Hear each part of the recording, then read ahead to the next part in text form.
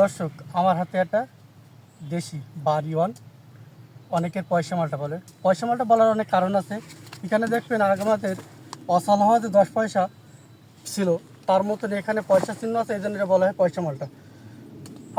আপনারা বিদেশ থেকে আমদানি করা হলুদ মালটা খেয়েছেন? হ্যাঁ ভাই, খাইছি ভাই। খেয়েছেন না?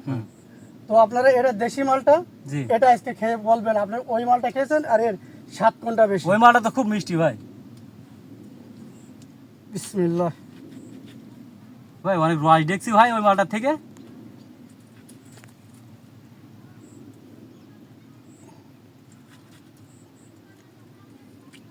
আপনি খেয়ে বলবেন আপনি কিন্তু হলুদ মালটা খাইছেন আর এর স্বাদ কোনটা বেশি।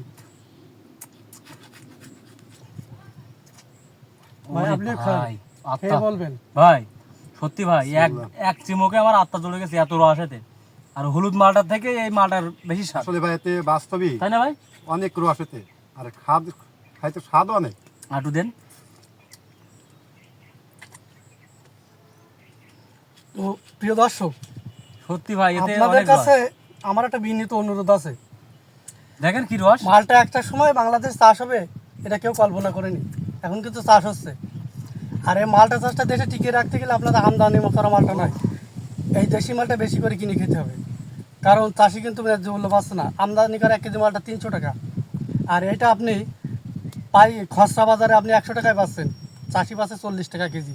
আপনারা যে বেশি খান, বেশি উৎপাদন হবে, দেশের অর্থনীতি আপনার বৈদেশিক মুদ্রা সেভ হবে। আমি আপনাদের রস দেখাই, আপনারা অনেকে হয়তো খেয়েছেন, আর রসের কথা বলেন। দেখেন,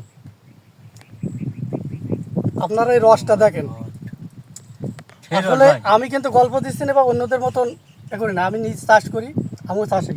আমার এই পরে প্যান্ট বা গেঞ্জি পরে দেখলাম না, আমি নিজে মালটা চাষ করি। আমি বিদেশি মালটাও খেয়েছি, আর অনেকে খাওয়াই আমি পরীক্ষা করেছি, দেশি মালটা হাত বেশি। কিন্তু সবচেয়ে দুঃখের বিষয়, আমরা 300 টাকা বিদেশি মালটা কিনে খাই, দেশি মাল সবুজ মালটা আমরা 100 টাকা কিনে খেতে চাই না।